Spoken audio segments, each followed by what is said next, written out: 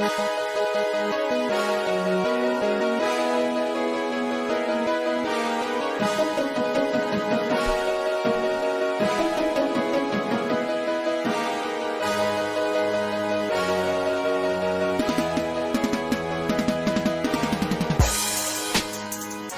in episode number 58 of the S0ner Sports Radio podcast here on YouTube. I am joined once again by my friend Zach Huffman. We'll break down the big game for y'all. That's right, we're talking about the Super Bowl, baby.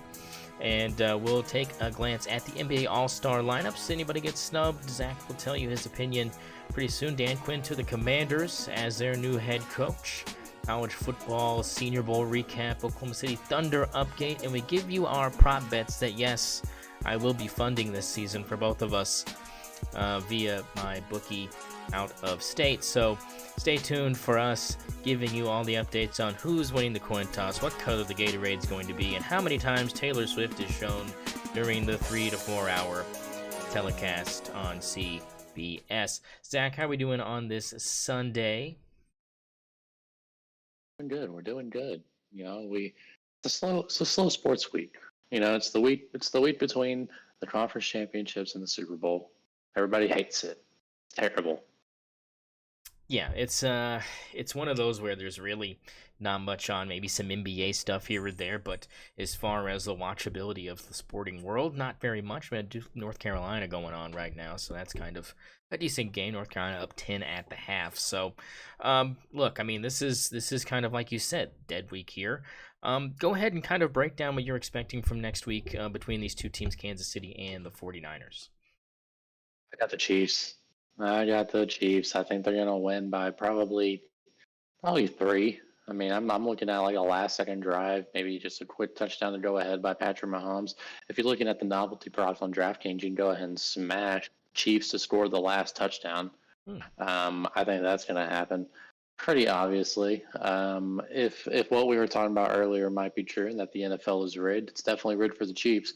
So give me the Chiefs. I think Travis Kelce's going to show up in the Super Bowl, kind of like he's been showing up in the playoffs after kind of a dull regular season. He's going to show out for Taylor, you know, and he's going to make sure that Jason Kelce's up there getting crazy. I see the Chiefs winning this one. I see a big game from Rashee Rice. Yeah, he's been spectacular all season long for them, kind of taking the spot of Tyreek Hill as much as he can. He's another quick wide receiver that's young and growing into his zone, and he just continues to improve and become somehow open on the field for Patrick Mahomes to find in big key situations. If Kelce's not there, you can guarantee Rice is the second in the progression for Patty Mahomes. Look, I'm kind of on the same page with you. I think the Chiefs kind of have this thing won, and no offense to the 49ers. I think they have a really good team. I think they have really potent talent on the offensive side of the ball. I just don't think their defense is good enough to stop what Patrick Mahomes and Travis Kelce and Isaiah Pacheco, who's been running like he's just pissed off for every single game this playoffs. I mean, I just don't know. I mean, it's one of those things where it just feels like the Chiefs are the answer here. They're not favored at all. They're 2-point underdogs to the 49ers because the 49ers just play such sound football, Zach. And I mean, you look at the quarterback matchup here. This is a very lopsided talent-wise matchup between Brock Purdy and Patrick Mahomes. So I'm going to ask you, not if you agree with that, and if you don't, tell me why you think Brock Purdy could have a really good game next Sunday. You're talking to somebody that watched Brock Purdy in the Big 12 pretty consistently. You know, you're talking to somebody who watched Brock Purdy dice up my Sooners in the Big 12 pretty consistently. I always knew he was going to be good. I said it from the beginning. Brock Purdy is going to be a good NFL quarterback. He's got the makeup for it, and he's proven that he's a good quarterback. Is he a screen pass merchant? Yeah. Sure, we'll give it to him. You know, whatever. So is Tom Brady. But you know, it's really. I think the quarterback matchup is obviously favoring Pat Mahomes. He's one of the greatest of all time. But Brock Purdy's no scrub. Brock Purdy's not nearly as bad as people make him out to be. I'm a Cowboys fan. I want Brock Purdy on my team, and I have a top 10 quarterback on my team, right? But I want Brock Purdy. And I think that he's going to show up in this moment. he probably couldn't even afford a seat in the stadium with the Mr. Irrelevant salary he's currently making. But I could see him winning that MVP. Yeah, I mean that might. I mean, look, I mean if San Francisco wins this thing, it's a possibility. I know CMC probably up there along with Brandon Ayuk as two other guys that might be able to take that one home. But don't count Debo out. He's still on that roster and coming off of that injury. And I think when he takes the field next Sunday, he'll be fully healthy. As fully healthy as you can be through after a full NFL season. Well, let's just take a look. Let's just take a look real quick at what these odds say. We got Super Bowl MVP in order: Patrick Mahomes plus 125, Brock Purdy plus 225, Christian McCaffrey plus 475, Travis Kelce plus 1200, Deebo Samuel plus 2000. I mean, Echo and Rice before you get to Ayuk. Interesting. I might slam that Ayuk plus 6,000. What do you think? I like it. It stinks that you can't parlay a lot of these prop bets. Yeah. Which is kind of the fun part. But I think if you're like given an X amount of money, you're trying to divide it up. I think you could put a couple dollars on there and triple, quadruple, septuple your money there. I could see it happening. It wouldn't be crazy in my opinion if he had a really good game. You've probably seen it going over the internet. It's like, what would you do if you had $1 billion deposited in your account? And you know what I'd do? I'd put it on Sam Darnold to win Super Bowl MVP at plus 20,000. Well, hey, I mean, if Brock Purdy gets knocked out early, I mean, that's a possibility. I mean, don't rule it out. Don't rule it out that Sam Darnold could lead this team. Turn that billion to, oh God, I don't even know how much that would be. He played pretty well against the Rams. If he didn't fumble it there at the end, I think he would have had a good chance at leading the game-winning drive. But I'll say it again. I think if Brock Purdy gets knocked out here, Sam Darnold could definitely take that spot. I think a lot of players could play quarterback for the 49ers and pick up a W any week. This week just might be a little bit harder because I think you would have to be playing catch up. And maybe we're probably putting up 14 in that offense. I mean, let's be real. I'm probably putting up 2 touchdowns if they're letting me play quarterback. Yeah, I mean it's designed for that because you. I can throw the ball to my right and my left. Yeah, exactly.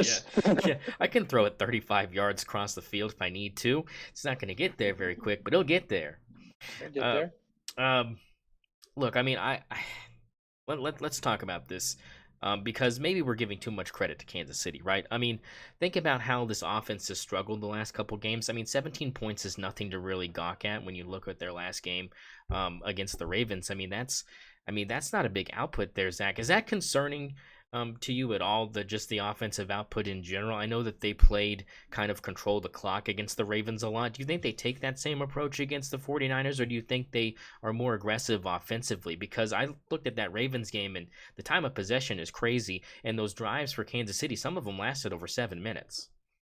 Yeah, I think they have to against this 49ers team because you're right, they don't have the offense to be able to really win in a shootout against the 49ers.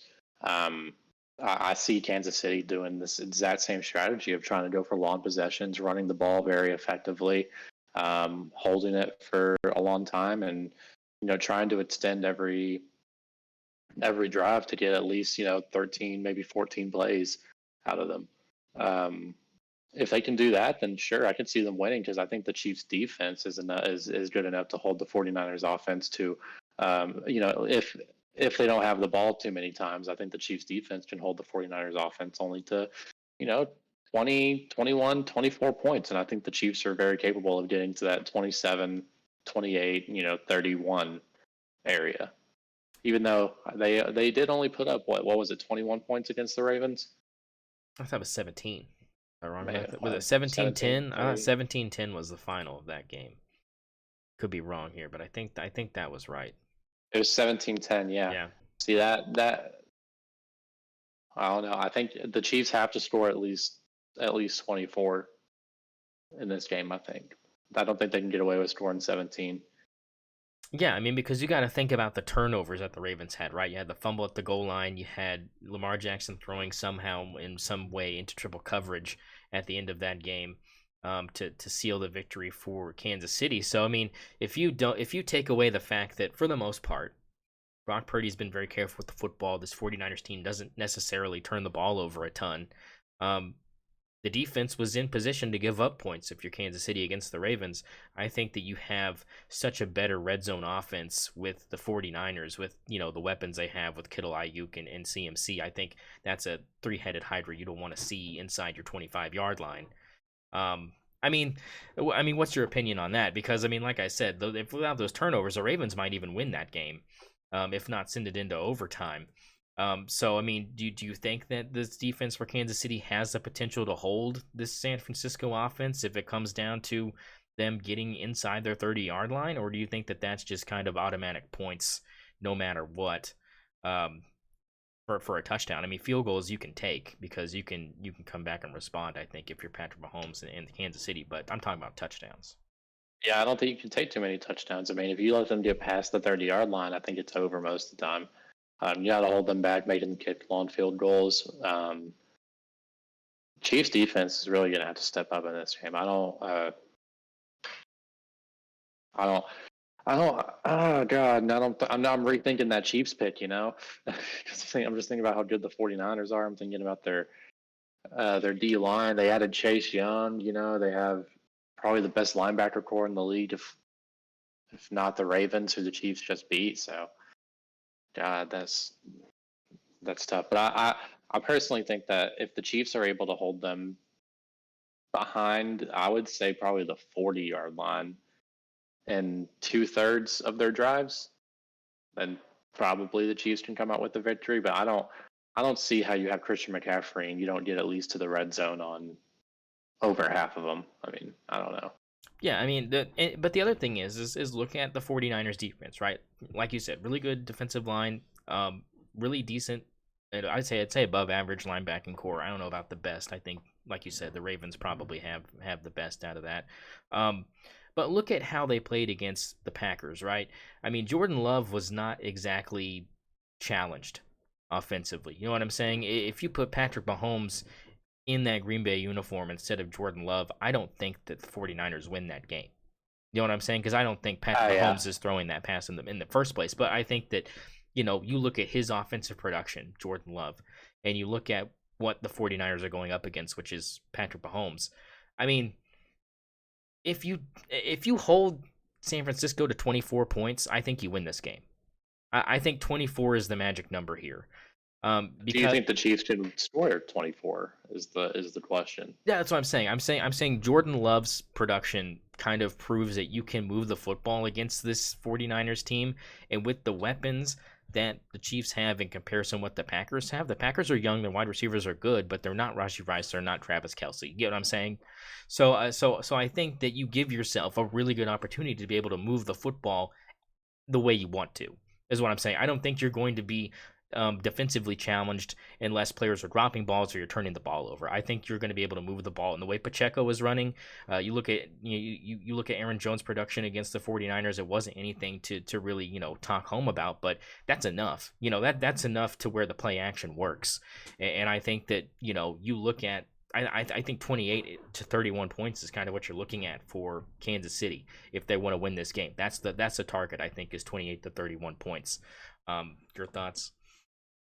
Yeah, I could agree with that. I don't know if you're holding the 49ers below 24 points. So, yeah, I think you have to score 28 at the very least to win this game. Speaking of Pacheco, I think that, Isaiah Pacheco, if you're looking at an easy bet, first time touchdown scorer, plus 600. I like Kelce. Plus 650. He had the first one last week. It seemed like Pat was locked in. Personally, you know what I like? I like 49ers defense first touchdown scorer. Oh, pick six just right out the gate, or a scoop 25 score. Plus 2,500. Throw that on a parlay. Come on. Come on. Oh man. Yeah, but I think you have to score over 28 if you're going to win this game. If you're Kansas City. So what's the final score prediction? I'm gonna go 31-24 Chiefs. I'm gonna do you one better. I'm gonna do 31-25. Um, Wow. and the thing is that was the score the last time these two teams played in the Super Bowl. And you remember why it was 25, right? I don't. Patrick Mahomes took a safety. Oh, yeah. So I mean, and not that I think that's gonna happen, but I mean, there's other ways to get to 25. But that was the score last time. So I mean, I think why not 31-25? I think 31's the magic number. If not, you're 100% on the nose. I think 31-24 is 100% possible. I picked on my parlay for the Chiefs to win by 7 to 12 points. At plus like 750 or something. It feels right to me. You know, it feels good. You know, I don't know why, but it does. So as a Patriots fan, how does it feel watching another dynasty come to life here? I think it's okay. You know, I think a lot of people talk about Patriots fans in this light because, you know, it's like, you know, haha, like it's over now, like we suck, like, but it's like the thing is you really do suck. the thing is, it's like I don't mind sucking because of all the success that we had. It's like you knew this was gonna happen. Like, it wasn't like it hit us like a freight train. It wasn't like we were super shocked I mean, but was I shocked the second year of Mac Jones that we were worse than the first year? Yes, that was shocking to me. But I didn't expect us to like win the fucking Super Bowl or anything. Like I just expected us to be more competitive, you know. And right now we are in a world of trouble. But I think that you look at Kansas City, and yeah, sure, you have that same annoying aspect of great, this fucking guy again, and I'm gonna get bombarded with 95 State Farm commercials. I'm gonna, you know, I mean, because you know that's what's Not gonna if you bundle it. But It's only one State Farm commercial if you bundle it. Yeah. So yeah, if you bundle it, it's only one. But yeah. So I mean, I don't know. I just feel like I feel good about it. I feel like the Chiefs have this, and not because. And I think Brock Purdy will be the reason why. I think that discrepancy between him and Patrick Mahomes is going to be the difference. Where's the odds for 2 interceptions? That's what I would put on Brock Purdy right now, to throw 2 interceptions. Even to throw one, the line is pretty. They don't think he is. Like.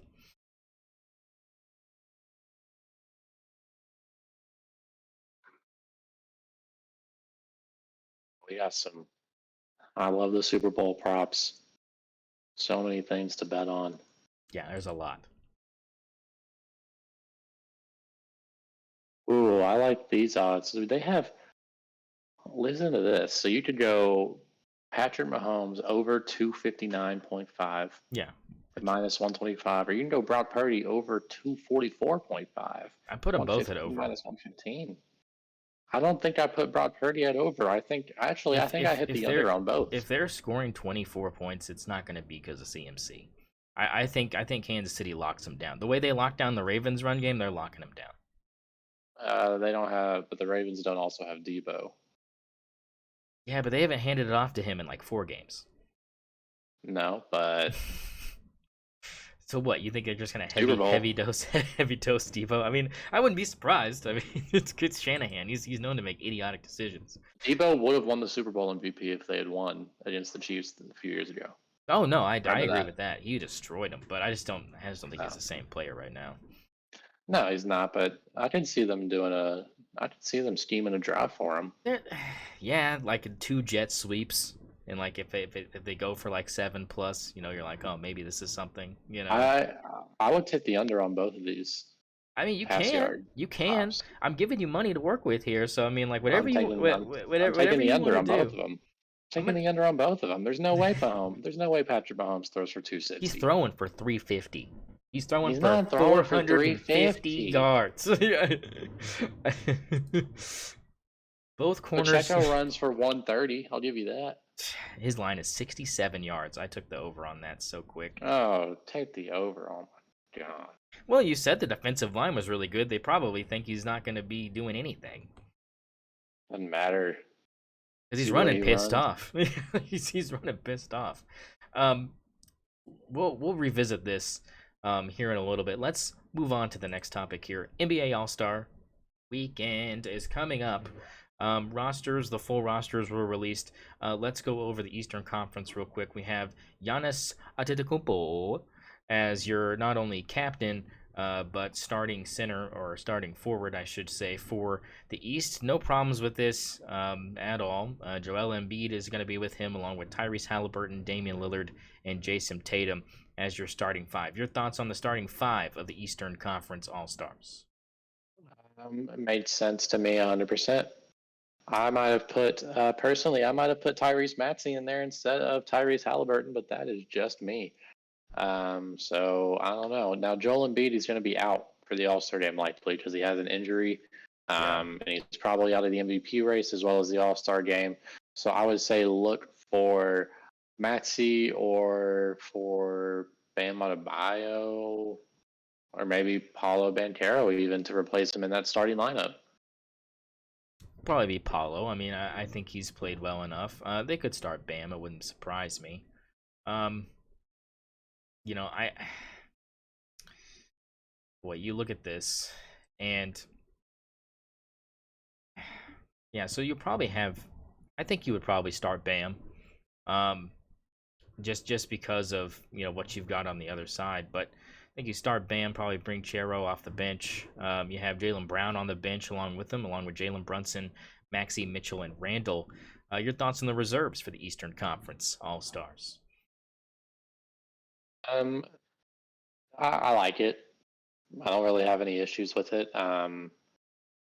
Julius Randle's also going to get hurt, so we got to look at who's going to replace him. Jalen Brunson getting in, very well deserved. Yeah, I don't really have any issues with it at all. Yeah, I mean it's pretty solid. I'm thinking Jimmy Butler probably is going to get in instead of Julius Randle. And then do they replace Joel Embiid as well? Yeah, they have to. So it'll be probably. I mean, I would think Trae Young, like you said, might slip in there. Probably, yeah. I would say Trae Young. I mean, I don't know who else you would put in there. Cam Thomas, maybe.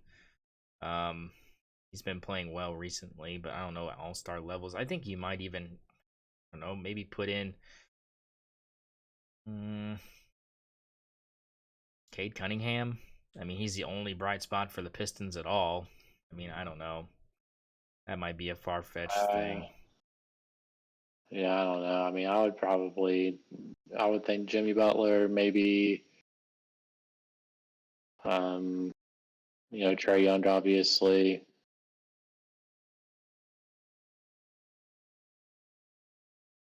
Man, I don't.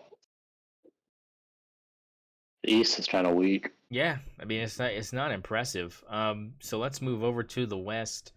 You have Luka Doncic, Kevin Durant, Shea Gilgeous-Alexander, LeBron James, and Nikola Jokic. Your thoughts on the Western Conference All-Star starting five? It's SGA and the rest. That's how I feel about it. SGA is the best player in the NBA. He's the best player in the world. He's probably going to win the MVP with Joel Embiid's absence and the new 65 game rule. I think SGA is probably going to snatch that lead away from Jokic pretty quickly here. But I like the starters for the West. I have no problems with it. KD getting in over Anthony Edwards, over Kawhi Leonard. I don't know about that. But maybe I'm biased against KD. I don't know, but I personally would have rather seen Kawhi Leonard in KD's spot. Yeah, I can probably agree with that. Steph coming off the bench, Devin Booker coming off the bench, Anthony Davis, like you said, Anthony Edwards and Kawhi Leonard, along with Paul George and Karl Anthony Towns. Karl Anthony Towns does not deserve that All-Star spot at all. Yeah, I agree. I have not. He's kind of been just mid all season. I mean, I think there are plenty of players that could have replaced him. I think Jalen Williams could have probably replaced him. I think Aaron Fox, Domantas Sabonis. I mean, Wemby. Yeah, I think Wemby probably deserves to be in over Karl Anthony Towns. I don't have really a problem with Paul George. He hasn't been playing fantastic, but I don't think you could put somebody like a Klay Thompson or anybody like that in front of him right now. Yeah. Luka Doncic over Steph or Booker as the point guard. I don't really have a problem with that. But yeah, I would have picked Steph to start, but I don't have a problem with Doncic starting. Like, there's no issue with it. I just would prefer Steph probably start over Luka because Luka is just such a volume shooter, and in comparison, Curry, who used to be like a really high volume shooter, has more or less become more efficient. Um, as he's aged, I think you see him putting up kind of less and less as far as like the amount of shots he puts up. Um, agree, disagree. Yeah, I can agree with that. Steph is getting more efficient and he's getting better with age. He's like LeBron. He's probably going to play until he's like 42, 43. He's always going to be a good shooter. He's always going to get his 25.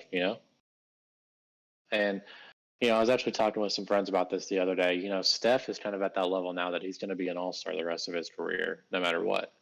Right. So now it's a question of if he deserves to start the rest of his career or not, like LeBron kind of has. Um, And no, the question is no. Steph just doesn't deserve a spot over most of these people. LeBron is always going to be the starting power forward because he's always going to get the most votes. I mean, he's 39 years old and he's the all star captain. I mean, what are we doing? He's averaging 25, 7, and 7, and that's no hate. Great numbers, but the all star captain obviously should be SGA. I mean, I get why it's not. But I think as far as like work put in and like kind of like I don't know about shock value, but like I don't think anybody thought the Thunder would be doing what they're doing currently. So I think you have to kind of put that into the equation of kind of the work that he has put in along with the work Sam Presti has done, putting players around him that are very young but very, very good. Surprisingly good almost. I get why it's LeBron, but I mean, I would even probably rather have Jokic than LeBron, to be honest. I don't have a problem with that. MVP. I think you should have the MVP be a captain. LeBron's not the MVP. Reigning MVP is what I should be saying. So SGA is the MVP. We all know this. now that Embiid is hurt, wouldn't be surprised. It's Tim or Jokic. I think that's pretty much. That's the deal. It's SGA or Jokic at this point. I think if the Thunder finish better than the Nuggets, they give it to SGA. Yeah, at plus 220, smash it. Smash. Yeah, I don't have a problem smashing that.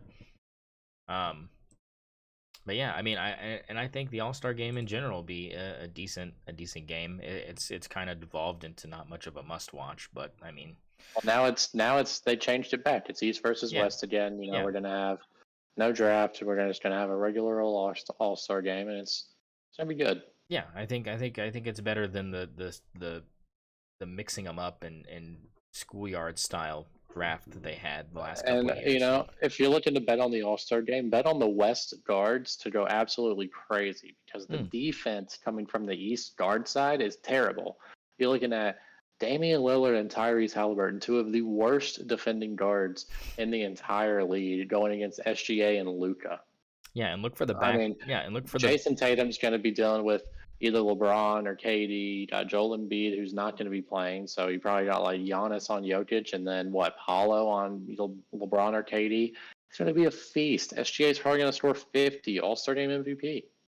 I look. Last year it was Damian Lillard scoring 55 off the bench for the Western Conference. I think the bench players, they enjoy this more than the starters do. Last year, I bet on the All Star game because I'm an idiot, and I picked Luca to have 30 points or something, and he had 5 and sat for a majority of the game. I think the starters, especially the superstars, they don't do much. They're in there True. for about a quarter and a half of play time, and then it's really the reserves the rest of the time that are in there actually putting the work in. So I would look like somebody off the bench to have a good game. So look like somebody like Anthony Edwards to just go bananas. Devin Booker to go bananas. And for the East, Jalen Brunson, I think you have a higher shot at him dropping a 50 piece than anybody else on that roster because I don't think the other players are going to play very much for the East. I think you'll see Lillard sit. I think you'll see Tatum sit. Halliburton might have a shot.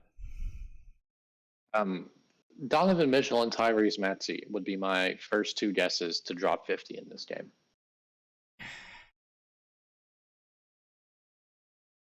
I know. I'm just going off of the fact that Brunson's gonna have the ball in his hands a lot. But I like the Mitchell pick. I don't like the Maxey pick. He just dropped 51. I think he's hot. Yeah, I mean tonight he's not. Um, when I bet on him I bet on him around Christmas. I bet on him one game to have. He had just dropped 35. I bet on him to have 28. He dropped 0 points in the first half and ended up with 7, I think. Yeah, he's having a rough night tonight too. Coming off of that 51. And Brooklyn is spanking that ass without Joel Embiid out there. So it's not looking good right now. But you could be right. It just depends on who gets the minutes, right? I think that's what you're looking at right now as far as that. And so that's why I usually stay away. I just and stay the thing away. is, the thing about the All-Star game is whoever gets the minutes is whoever's really hot, Yeah. So I think that if you see one of these players come in and start score 6 straight real quick, they're probably going to play for about 30 minutes as long as they keep it up. So yeah, I mean, but that's Anthony Edwards. This would be my pick on the West to go for 50. That was my first pick. What do you think about the 3-point shooting contest between Steph and the WNBA player Sabrina? It's okay. Just for ratings. I mean, I don't hate it. I don't care about it really. Is it bad? I think Steph's gonna get cooked. No, because Sabrina holds the record. I mean, I would probably put my money on Sabrina to win this one. Yeah. He's better at the contest, I think. I don't think Steph's the best at the contest, Steph's good at, dribble pull-ups. He's good at, catch and shoot. He's good at getting open, but straight shooting off a rack, I mean, he's good, but I think Klay Thompson has a better score than him, right? Or does Steph hold it? That I don't know. I honestly couldn't tell you. I'm. If does DraftKings let me pick Sabrina? Because I will. I don't know. I haven't. They don't have any All-Star stuff out yet. I didn't see any. They're probably putting it together here pretty soon. I would think you would have it on here by next week, most likely. So you're gonna have probably Dame, Steph, Luka, Devin Booker, 3-point contest. That'd be fun.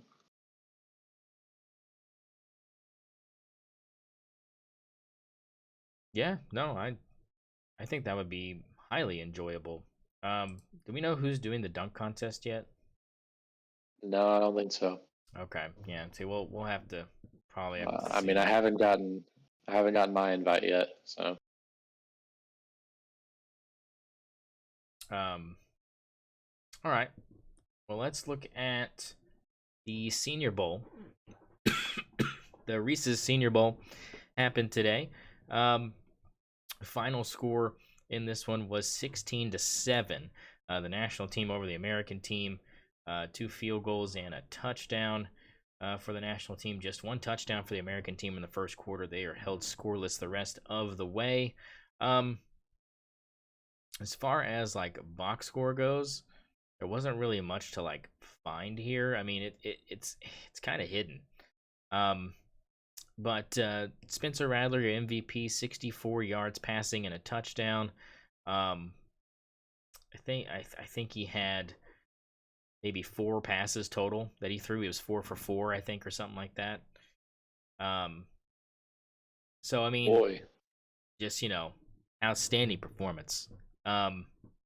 Definitely deserved for him, and his way to becoming Patrick Mahomes' top NFL rival continues.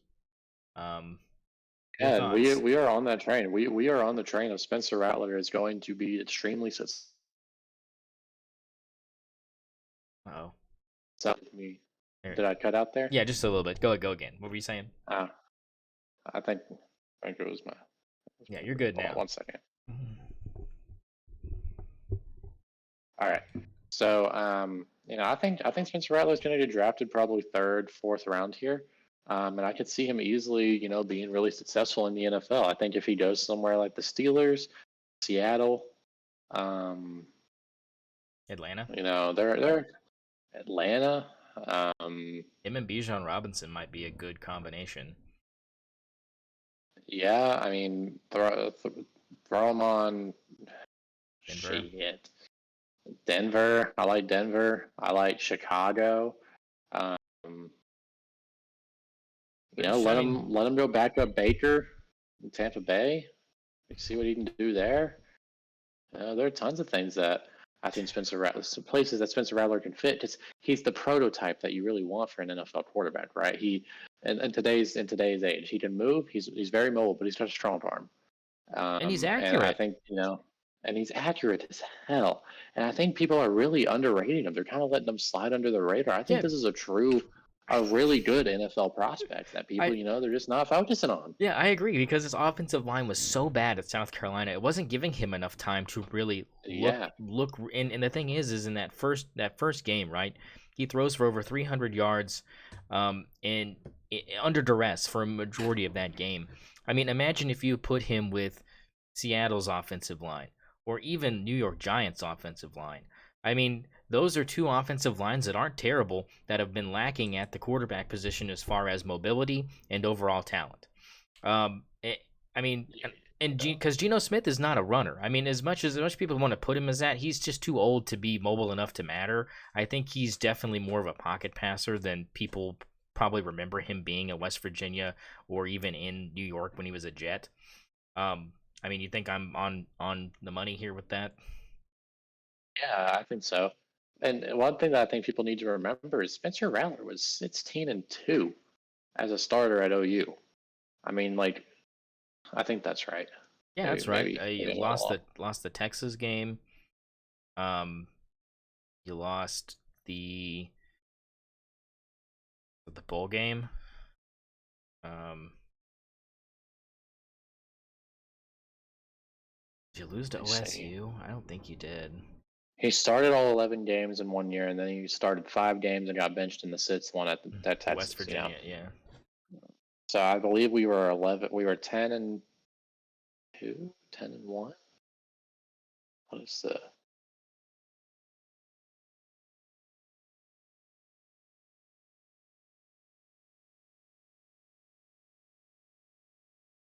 He's looking it up here. He wants to make sure he's not saying blasphemous stuff here. And while he's Yeah, looking, I gotta yeah, see. while he's looking, yeah, I while he's got it here. yeah, I got it here. okay. So in 2021, we went 11-2, and then he went at 5-0 as a starter, and then that season. Um, so, oh wait, no, I'm wrong here. 9-2, nine Nine and and two. two. He started Okay. 11 games, 9-2, and then won 5 games the next year. So that would put him at 14-2. 14-2. He's 14-2 at OU. I mean, like, what are we doing? And he had some good That's games at when he had South a good Carolina. line. That's when he had a good line, and yes, he had some fantastic at South Carolina. That Clemson win was big. Um, not this year, but last year. Um, so I mean, I think he's one of those guys. Me and you were talking earlier about comparing him to Patrick Mahomes in a sense, because even though Patrick Mahomes, just like Spencer Rattler, had games where he put up 350 plus, we all talk about the OU game where he put up, 700 yards or whatever, but I mean, was not normal for him anyways. It was very impressive, and obviously Spencer Rattler didn't do anything like that. But Spencer had games where he threw over 350 yards. He had games where he threw multiple touchdowns, along with a pick here or there. And as far as comparing his college career to Patrick Mahomes' college career, it's not as a big of a discrepancy as you would think. Do you know the discrepancy? Because I could tell you, but do you know what their comparison college wise looked like? If you give me an option, I'd say Patrick Mahomes had more interceptions. Yeah, so Patrick Mahomes during his time in Texas Tech.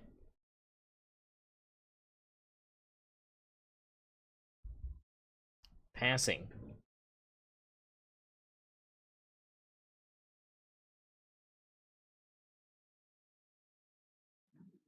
he had 857 completions for 11,252 yards 93 touchdowns and 29 interceptions. Spencer Rattler, over his career, overall, 900 completions for 10,807 yards. So only a 1,000-yard difference. But you have to understand, one of those years at Oklahoma, like you said, he only started 5 games and he already had 1,400 yards that season in 5 games. So he could have easily surpassed Patrick Mahomes in yardage. 77 touchdowns, 32 interceptions. So, 9 more interceptions, a couple less touchdowns, but again, you got to think about the offense he was running. I mean, Patrick Mahomes was running the air raid offense with Cliff Kingsbury. South Carolina doesn't run really the air raid. OU was kind of running a pro style, offense. So again, not extremely pass heavy. So I mean, like we said, I mean these are comparable players given circumstances. Yeah, I would agree with that. Especially if you look at his OU career, his stats are good. Yeah, they're good. His stats are good. 40 touchdowns, 12 interceptions. That's when he had a good line. That's when he was able to run. That's when he was mobile. Yeah. That's when he had weapons. Put him on an NFL team. That's what I'm saying. Let him lose. Let him lose. I think we're looking at somebody that's going to have a better NFL career than Michael Penix, a better NFL career than Caleb Williams. Yeah, probably. Well, I don't know. Yeah, well, you know what? Maybe. Isn't it crazy they're in the same draft though? It is kind of crazy they are, because you would have thought that Spencer probably would have gone before him. But I'm kind of glad he stayed because I think he needed to. But you look at Caleb Williams and what he is, I could definitely see him not translating well. He could definitely be a bust. With the risks that he takes and kind of the decisions he makes. I mean, I think he's still got young brain. It's just he was coached by a bitch. I mean, if we're being honest. That's what it is. Yeah, I mean Lincoln Riley not the best. No, I'll say it. He's a no good little bitch. That's what Lincoln Riley is. He's a no good, stupid, dirty fucking little bitch. And his brisket. Oh yeah, bad brisket. Really bad brisket. I'm not bitter. No, you're not. But other quarterbacks on the list, Sam Hartman, definitely better than Sam Hartman. Sam Hartman's gonna be a practice squad quarterback somewhere. You look at Mackenzie Milton, another one that he'll be better than. That guy's not gonna effing pan out. Yeah, I'll even say he'll have a better career than Bo Nix will. Daniels. Yeah, Jaden Daniels too. I'll give you that. I think he's better than those guys, and the reason why I think that is because what he's been through. I think he's been through more mental strain than a bunch of those guys. Not Sam Hartman, because they're kind of in the same situation. 2 different offenses you have to learn, 2 different coordinators, 2 different schools, 2 different, they're on the same page that way, but there's no way you can convince me that Spencer Rattler is less talented than Sam fucking Hartman. I mean, it's just, you just couldn't do it. Sam Hartman's not mobile like he is. He doesn't have the accuracy that he does. And I think that, somebody who drafts Spencer Rattler is going to draft a franchise quarterback. I'm 100% on the nuts on the table. I think so. I just think people don't expect on the Patriots. I would take him. He's better than Zappy. He's better than Mac Jones. I mean, if we don't take, I don't know how the new coach. I don't know how he coaches. I don't know his schemes. I mean, Gerard Mayo's a defensive guy. He's a defensive guy. He was one of our first round draft picks. Who's the OC? Who's the OC? The OC, I think, is who was the Patriots OC? I mean, I haven't cared this year, so I don't even, because it's just been so bad. It is. I wonder if his scheme would be Spencer Rattler friendly. I mean, Alex Van Pelt is the new OC, so this is our new OC. So I don't know what kind of offense he runs. Let's see what it says. Blah blah blah blah.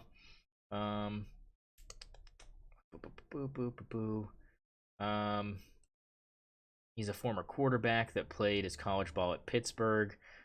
Was drafted the same year that the Patriots drafted Drew Bledsoe first overall.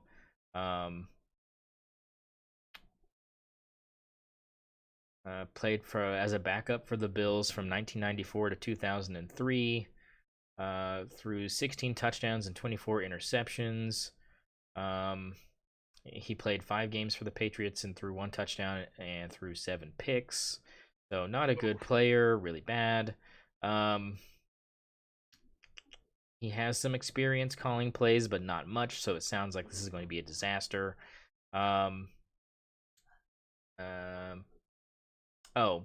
he's a Stefanski underling. So he is he's from the Mike Shanahan, Gary Kubiak offense tree. So I mean, he's gonna run us offense similar to Sean McVay, similar to Mike McCarthy. So I mean, pro style, a little bit more passing than pro style, but I mean, yeah, it seems like a Bo Nix kind of offense. I don't think Spencer Rattler would thrive in that offense. I think Spencer needs to go somewhere like Seattle or even New York. I think New York has a good offense built around a quarterback that's supposed to be a little bit more mobile. You look at what Tommy DeVito did and multiply it times 10 rushing the football. I think you're looking at that kind of production from Spencer Rattler if you put him in that style of offense. And even a team like New Orleans. You don't mention New Orleans because of Derek Carr, but I think that Derek Carr is really bad. I don't think. I mean, yeah. I think he's susceptible to losing his job to a young guy. Maybe not. Titans. The Titans. Another interesting area, but they run the ball so much with King Henry. I just don't know if. I think it would be good. He's out. He's out of there though. Is he? King Henry's out of there. Oh, yeah, is he's he? Gonna be out of there. You think so? He's gonna be a Cowboy.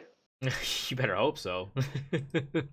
You're gonna need some help if you're gonna be getting anywhere. But yeah, I mean, I think that's kind of the takeaway from this college football, Senior Bowl thing is I think when you crown somebody the MVP like Spencer Rattler and people kind of scoff at the fact he only had 64 yards and a touchdown on 4 passes, it's like, but that's what you would expect off of one drive from a guy. You know what I'm saying? Like he played one drive. Yeah. Like, I mean, they had so many quarterbacks to cycle through. It wasn't like anybody was playing a whole half. So, I mean, I think that, and it probably was a very impressive drive. I didn't see it because who fucking watches that shit? But I mean, like, I'm not upset with them picking him considering what his output was in comparison to the other quarterbacks on either side of the ball. Yeah, for sure. He earned it. So, I mean, good for him. I mean, fantastic job for him, and he'll have a very successful NFL career, and people, Oklahoma Sooner fans will be kind of, I don't know. I mean, if he has a really successful NFL career, do you think that Lincoln Riley made the wrong decision if Caleb Williams has like a similar career to Spencer Rattler? No. Caleb Williams won the Heisman. Yeah. So you don't but it doesn't make you be like, oh man, like we missed out on having this guy longer than, like I think he would have lost. We would have lost the game. I think he would have stayed and not left with Lincoln Riley though. Then I don't know. I mean, I don't know if that changes. I mean, do you think he's better than Dillon Gabriel? Like if Spencer Rattler stayed and it wasn't Dillon Gabriel, I think they're pretty equal. Okay. So do you think? I mean, Dillon obviously is coming back to play for my Ducks. Do you think after next year, if he has a good year at Oregon, do you think that he could have a decent NFL career, or do you just think he's not an NFL guy? Because a lot of people just don't think he is. I think he's a little small. He That's might be a little small. I mean, he's a little old. You think he should? I could see him being undrafted, getting signed, and maybe working his way up. But do you think he goes to the XFL and just dominates? He could. Because I think that might be a good option. I mean, you're going to need players like him in those leagues to make them watchable.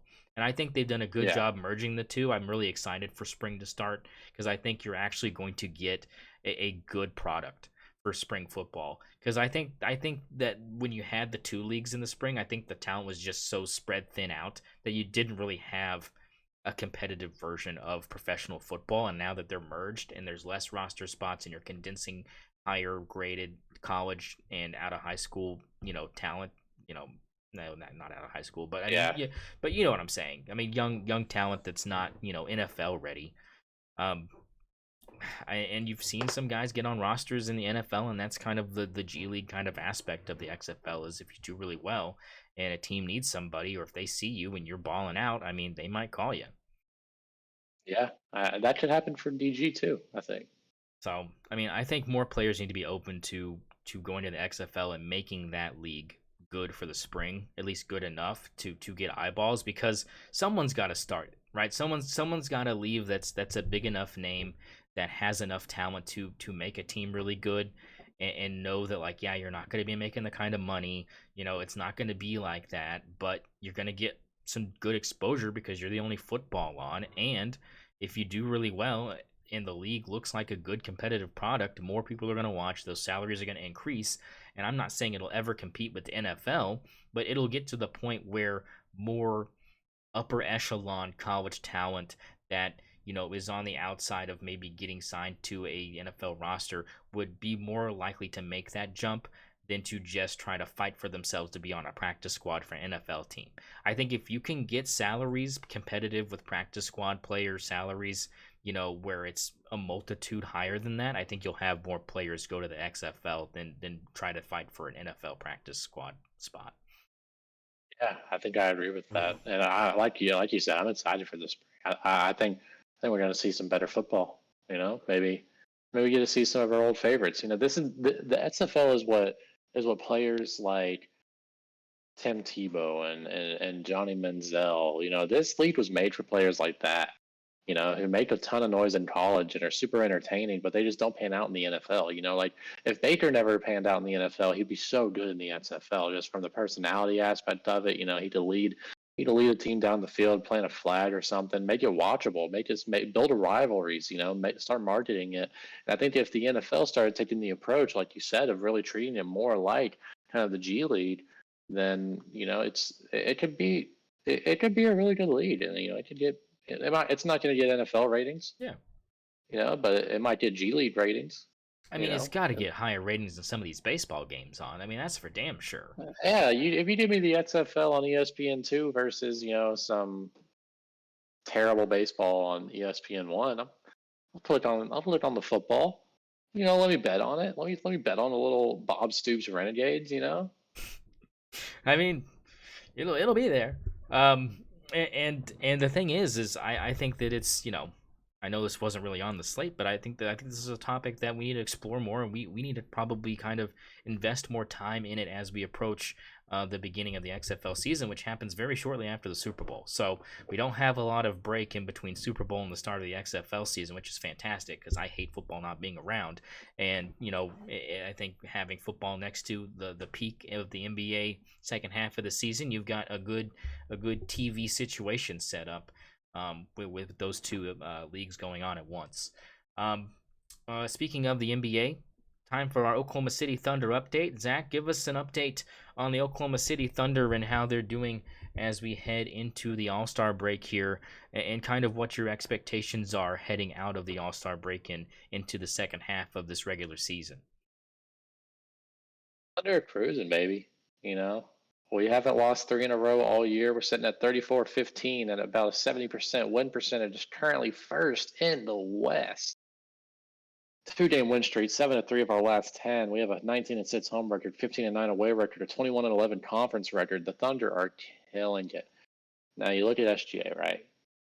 SGA has been putting up MVP numbers, especially in his last 10 games. Let's try to stat muse real quick. Let's look at some stats, shall we?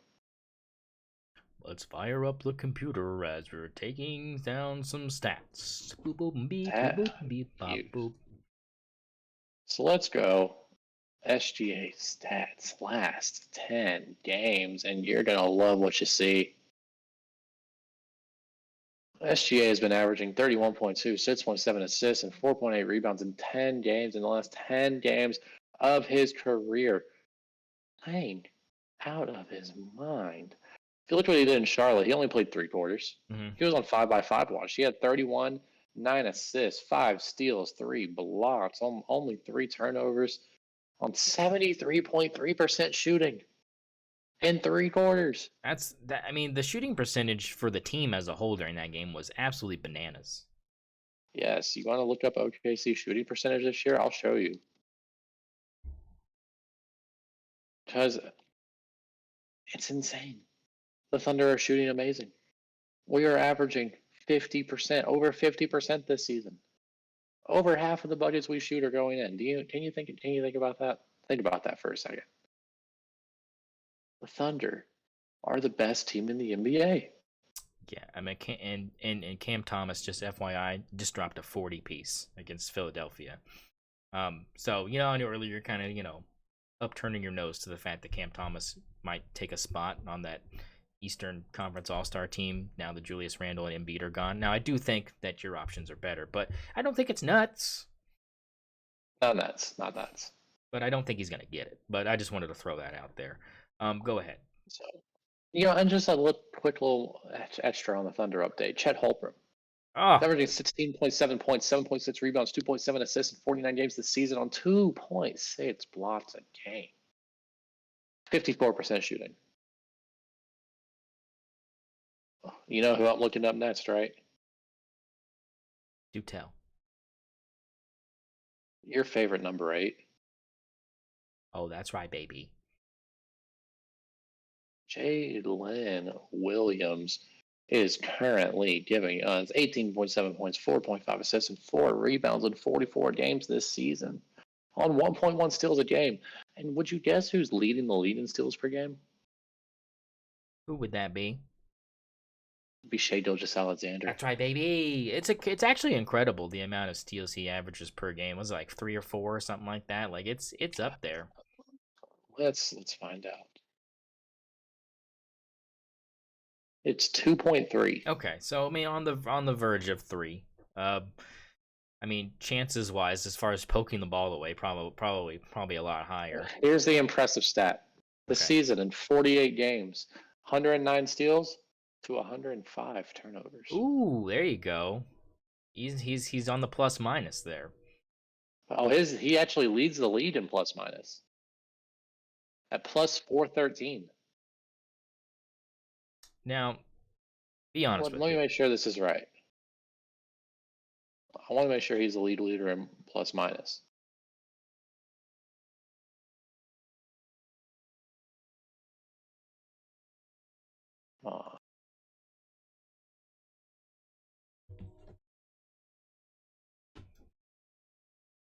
These stats aren't right. Time. Nah, it's fine. Let's move on. Okay. So what do you think realistically heading into the second half of the season is the ceiling for this team, including the playoffs here? Because right now the Thunder are the 7th most favored team to win it all at plus 2,000 to win the chip here. Is this a team that could do something like that this season, or do you think fans have to be a little bit more realistic, reel it in, and think maybe Western Conference Finals, and that's probably like your goal to like get to that point? Like, what's your realistic Thunder ceiling here? They could win the chip. They have the team to do it. I think we probably bow out in the Western Conference Finals, and I'd be happy with that. Yeah, I mean, I wouldn't be upset with that. They get the playoff experience they need. I could see this team going all the way. They have the defensive setup. Defense, and they're beating all the best teams this year. Let's just put it that way.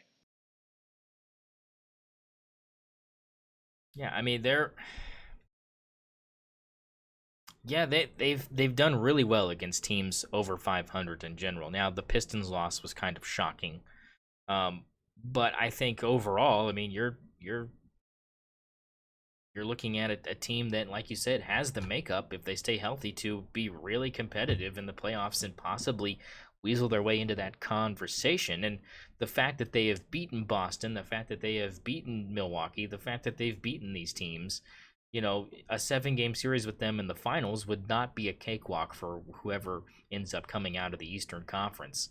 But yeah, I think I agree with you. I think if you get to the Western Conference Finals, I think that's a really, really good season, and I think you can really build off of that and kind of entice some of these players, that are really young to buy in again for next season.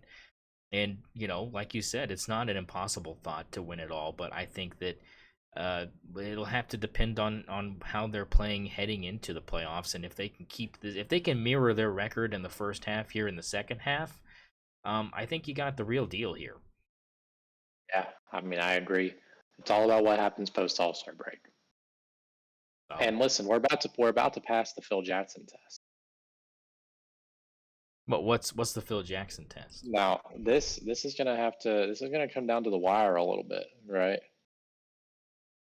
But the Phil Jackson test is for a team to really be a contender, they need to win 40 games before they lose 20. Right? Yeah. Currently, the Thunder are 34-15. We need to win 6 games before we lose 5. And that's very possible. We're winning 70% of our games right now. Yeah, and if you look at the highest percentage we've had since 2014. Yeah, I mean, and you look at even the next 6 games after the All-Star break. And that's, you're looking at Clippers, the Wizards, the Rockets, the Heat, the Grizzlies, and the Pacers. I think the Clippers would be a tough game. I think Washington's a W, Houston's a W, Miami's a W, Memphis is a W, and the Pacers are a W. So I think you hit that 40 mark probably at either the Utah Jazz, because you could lose to Dallas in March. Oh wait, hold on. This is just home games. My bad. Hold on. But like I said, after the All-Star break, you've got when's the All-Star break over? Is that the 22nd is when the second half of the season starts? I think so. I actually have tickets to the Thunder Clippers game that day. Okay. So yeah, that's the first. So like I said, that could be an L. So we're not gonna count that as a win. Wizards is a W. Rockets on the road, a W. Rockets at home, a W. And then you have the Spurs on the road, probably a W.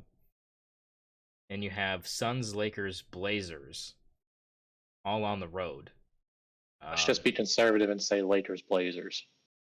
Okay, so I mean, yeah, you're probably passing the Phil Jackson test. I think you're passing it. With the games I just listed, I think that's a very strong possibility. So I look forward to the further success of this team, because the second half of the season does set up for them to have a really good finish to their season. I mean, the end is kind of tough. You have the Kings, Spurs, Bucks, and Mavericks to end the season. You could, if you can win 3 out of those 4, I think that's a good little run there. I think you have a chance to go on a winning streak if you beat the Clippers, right? If you beat the Clippers, I think you could win 1, 2, 3, 4, 5 in a row to start the, and then you only have to win 1 out of the Suns, Lakers, and Blazers to hit that Phil Jackson 40 win mark without losing 20. You'd be 40 and 17, maybe 40 and 16. So I mean, that's where you want to be. That's pretty good.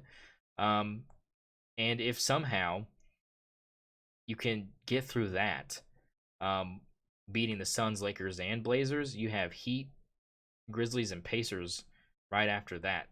Then you have Mavericks and Grizzlies, followed by Jazz and Raptors. And then you have Bucks, Pelicans before you have the Rockets again. So, I mean, this team is probably on pace to win over 55 games this season. My prediction is 54. Okay. You got 54 as your total. I think it's going to be higher than that. I think you're going. I think I'm going at least over 54. I don't know if is there like win total still projections here, or I don't even think that they have those. No, they just have like conference winner and division winner and stuff like that. At least I'm looking here. Yeah, I don't see anything like that anymore. They probably did before the season started, but I think now they don't. But yeah, I mean, just definitely a good year this year, and surprisingly good. And the addition of Chet definitely made this team uh, formidable, because when you talk about the things they lack, which is the defensive rebounding and the second chance points, the fact that they force so many turnovers has offset a lot of that shortcoming defensively, because it's like, oh, if we're you know taking away the ball from the other team more than they are getting the chance to even have second chance or defensive rebounds, then like it's not going to matter that we are at the bottom of the league technically of that statistic. Yeah, I could agree with that. So, anything else you want to talk about before we close this out? Because what we're going to do, folks, is we're going to go through after we're done with this episode, and Zach is going to give me his prop bets for the Super Bowl. We're going to do that off of the episode, and we will post the images of our slips on Twitter when we post the episode. So don't miss out on that. We'll also put the link to the Twitter post in the description in the YouTube video, and we'll pin it as one of the comments on there, so you can check that out as well and see kind of what we're looking at here, because I've got a $5 bet to win 10 grand, baby, and you're not going to want to miss that slip, because it is fantastic and totally possible. So Zach, anything you want to say before we deep dive into the innards of DraftKings here? Hey, Thunder up, baby. That's right, baby. Thunder up. And we'll see you on episode 59, baby. Keep stick on the ice.